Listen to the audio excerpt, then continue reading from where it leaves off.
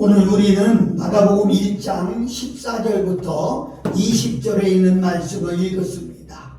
이 말씀을 읽으면서 제 마음에 큰 감동을 주셨는데 그런 제목을 정해봤어요. 한번 따라 봅시다. 한평생 보람 있는 일. 가만히 저도 나이를 먹어가면서 생각해봐요. 지금까지 살면서 큰 보람 있는 일을 한 것이 무엇이 있을까? 여러분 뭐가 있습니까? 목사님, 저는 지금까지 살면서요 진짜 보람 있는 일을 했습니다.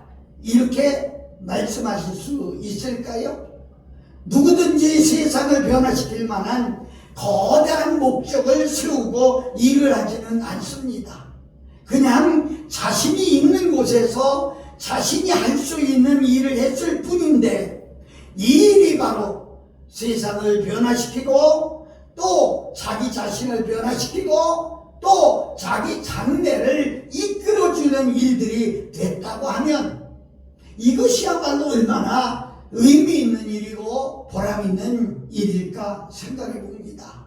그러면서 오늘 저는 예수님을 만나는 이들을 보면서 몇 가지 말씀을 드리려고 합니다. 첫째는 예수님은 나를 초청해 주셨다는 거지요.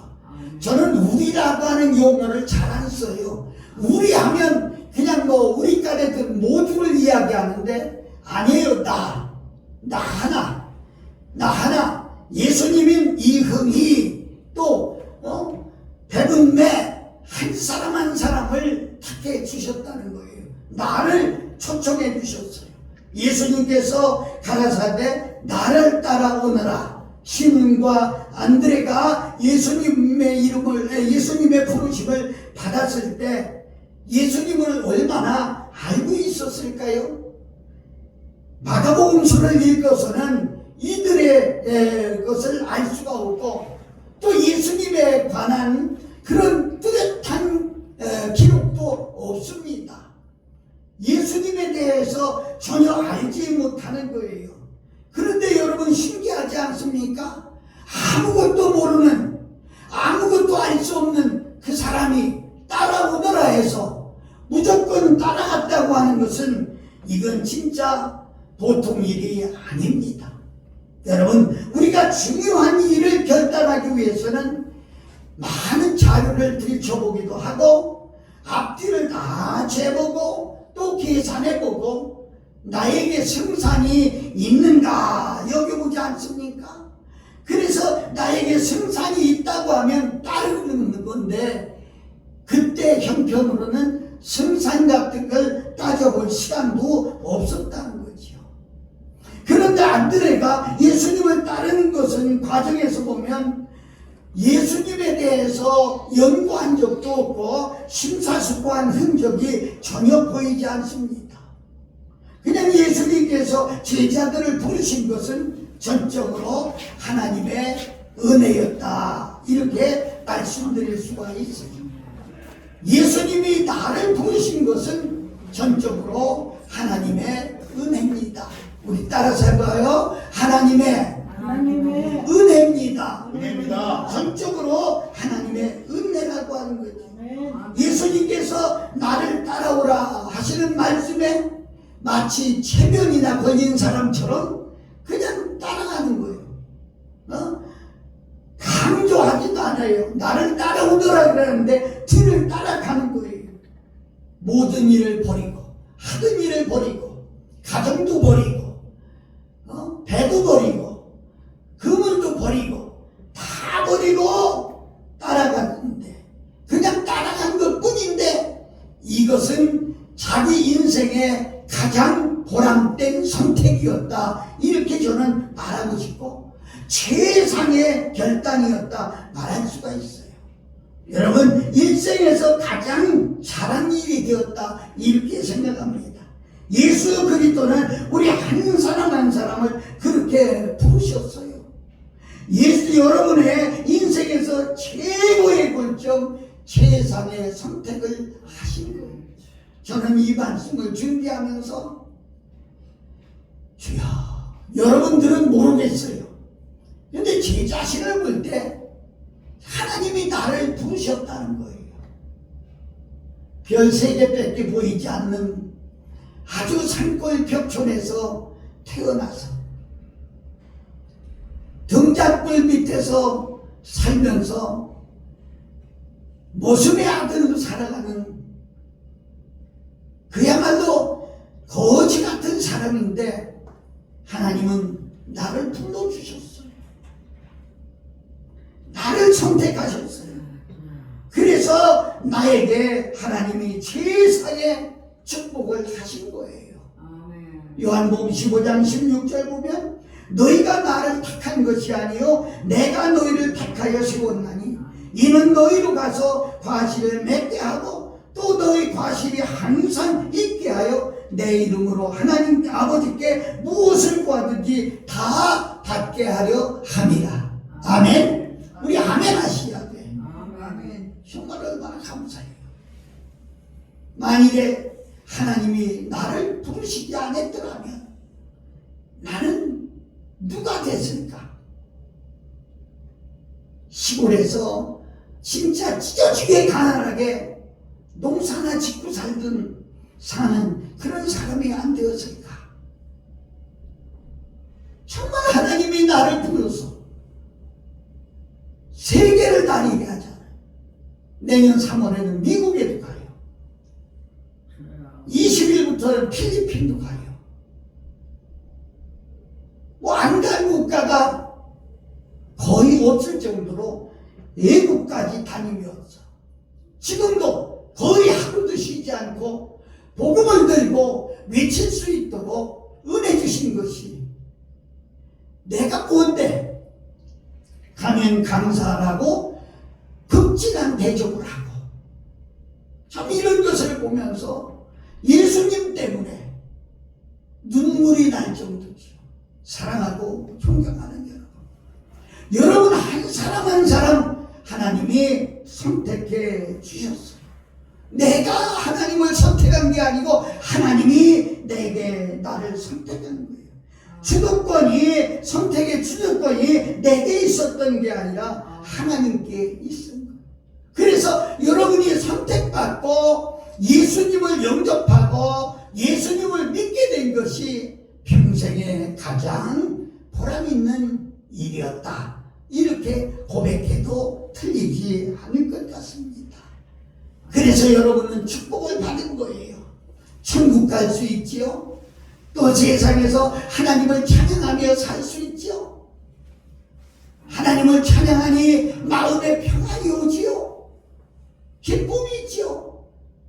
이 모든 것을 생각하며 우리가 하나님 앞에 감사하지 않을 수가 없다는 거예요. 두 번째는 예수님은 나를 귀한 일에 헌신하도록 불러주셨어요. 왜 불렀을까요?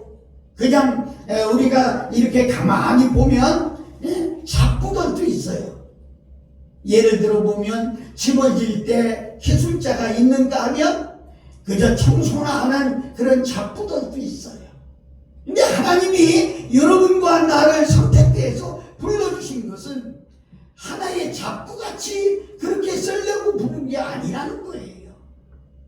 우리에게 너무너무 귀한 사명을 주셨는데 17절 말씀을 보니까 우리 한번 17절 읽어볼까요? 17절 시작. 예수님께서 이르시되 나를 따라오라. 내가 너희로 사람을 낳는 어부가 되게 하리라. 여러분 사람을 낳는 어부가 되게 하겠다는 거예요. 갈릴리 바다에서 평생 고기 잡고 있는 그들에게 사람을 낳는 어부가 되겠다. 여러분과 나를 하나님이 선택하고 부르신 커다란 이유 중에 하나가 사람을 낳는 어부를 삼아 주시려고 부르셨다는 거예요. 예수님께서는 영혼을 구하는 일에 3가지로 비유를 말씀하셨어요.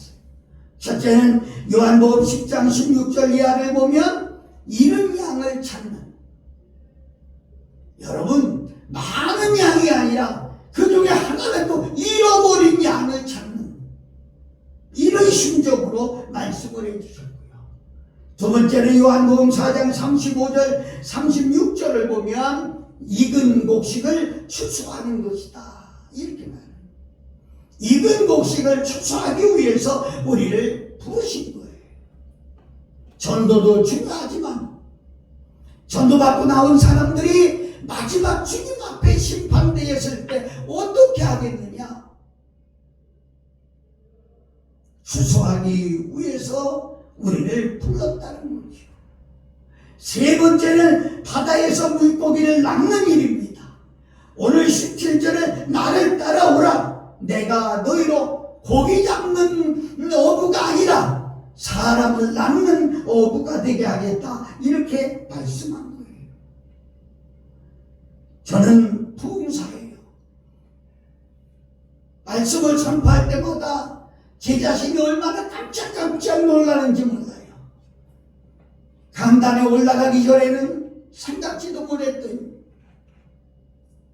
말씀을 선포하기 전에는 생각지도 못했던 그런 말씀들을 하나 주시면서 정말 영혼을 사랑하고 사랑하는 영혼을 건져내는 그런 말씀이 선포될 때마다 하나님의 능력을 믿지요.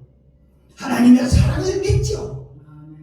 이게 얼마나 진짜 놀라운 사실인지 몰라요.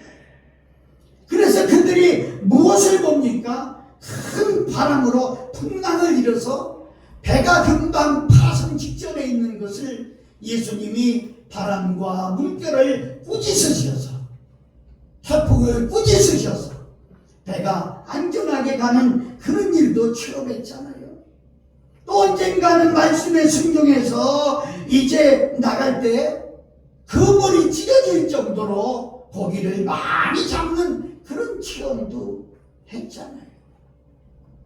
또 그분이 부활하신 다음에는 이게 오른쪽에 그물을 던지라 해서 내렸더니 큰 물고기 153마리를 잡는 그런 기적도 체험했잖아요. 바로 뭡니까? 사람을 살리는 일, 영혼을 살리는 일, 이 일을 통해서 하나님이 바로 우리를 부른 거예요. 그래서 여러분과 나는 바로 예수님의 제자가 되어야 되고 또 제자로서의 사명을 다해야 돼요. 먹고 사는 것으로 만족하지 말고 입고 사는 것으로 만족하지 말고 나를 주님의 제자 삼아서 지옥으로 갈 사람을 건져 천국으로 가게 하고 마귀의 밥을 뺏어서 하나님의 나라 천국 백성을 만들고, 이게 여러분과 나의 사명입니다. 여기에 생명을 거는 거예요. 요즘은 저녁마다 여기서 기도해요. 새벽에도 2시면 나와서 기도해요. 기도할 때마다 영혼 사랑하는 마음이 제게 오는 거예요. 사랑하고 존경하는 여러분, 주님이 나를 부르신 이유가 뭐냐는 거예요. 당신의 제자 삼아서 생명 살리는 일을 같이 하자는 거예요. 그래서 여러분과 내가 이렇게 복음 전하고 그리고 복음으로 살고 복음을 먹고 복음으로 사는 것은 우리 예수님과 같이 생명 살리는 일을 하는 거예요. 영혼 살리는 일을 하는 거예요. 특별히 우리 실버타운은 이게 마지막입니다. 여러분 정신 차려야지요. 여기서 그만 이 마지막 기회에 차를 놓치면은 지옥 가요. 우리는 사명감을 가지고 살고 사명감을 가지고 예수님의 생명 살리는 복음을 전할 수 있는 우리 모두가 되시기를 예수님 이름으로 축복합니다.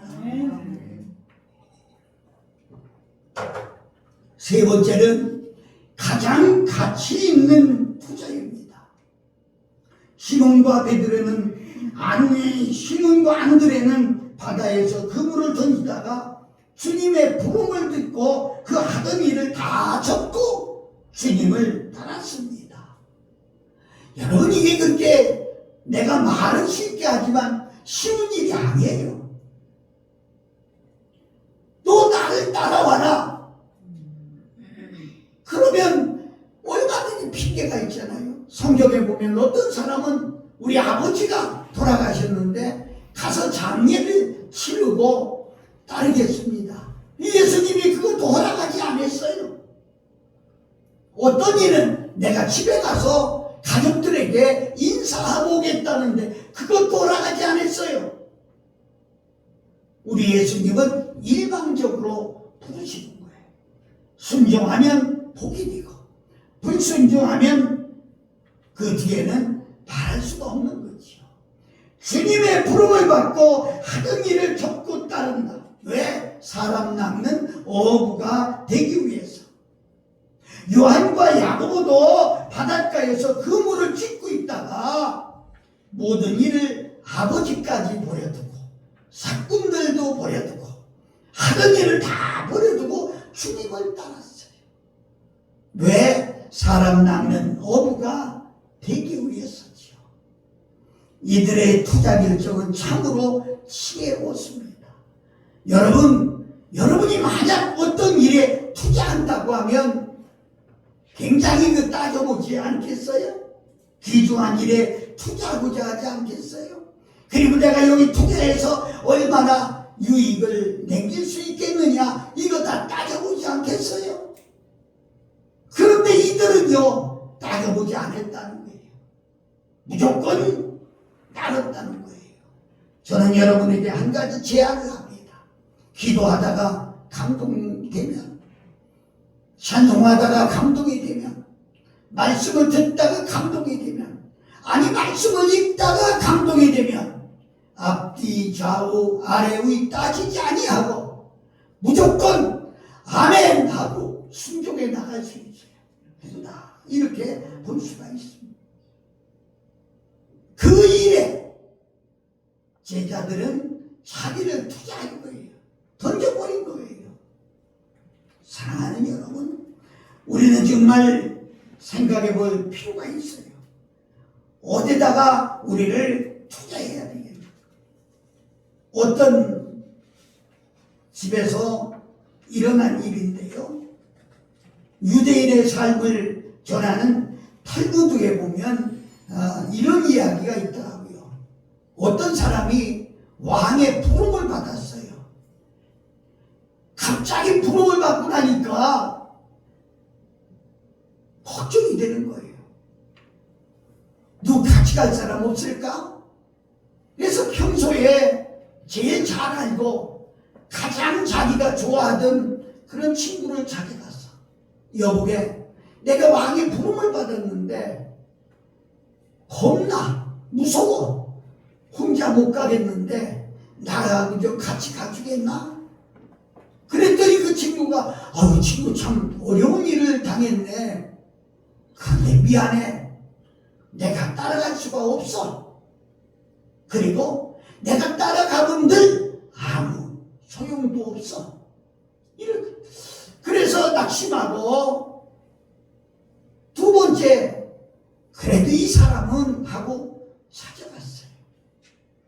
평소에 친하고 평소에 늘 같이 생활하던 이 사람은 찾아갔어요.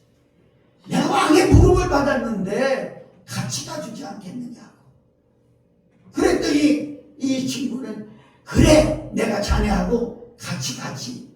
그런데 미안한데 궁궐 대문 앞에까지만 가고 그 뒤에는 난 갈 수가 없어. 대문 앞에까지만 내가 같이 가줄게. 그 뒤에는 자네 혼자 올라. 걱정이 돼요. 그래서 평소에 별로 그렇게 친하지 않지만 다른 친구한테 찾아갔어요. 이런 일을 만났는데 나하고 같이 갈 사람이 없다. 그랬더니 그 친구는 그래, 내가 같이 가주지. 왕에게까지 같이 가주지. 자네가 가는 끝까지 내가 같이 가주지. 사랑하는 여러분, 이 유대인의 탈무드에 보면 이 말은, 왕의 부름은 죽음을 의미합니다. 죽음을 의미합니다. 죽음으로 부름을 받았을 때에 첫째 친구는 물질입니다. 돈입니다. 돈은 죽는 시간 종이 쪽지와 똑같아요. 나하고는 아무 상관이 없는 거예요. 두 번째 친구는 가족들입니다. 제가 장례를 이번 주도 벌써 이틀 장례집에 갔다 왔습니다만 두 군데나 갔다 왔는데요. 그렇게 애걸복걸하고 울어도요. 상여를 메고 나가는데 따라오며 그렇게 울어도요. 한 사람도 무덤에 같이 가는 사람이 없어요. 없어요. 너무 속상해요. 마지막 세 번째 친구. 세 번째 친구는 사마리아 사람이요. 또 예수를 말하는 모형이다. 그렇게 말해요. 예수님만은 그 속에까지 같이 갖추신다는 거예요.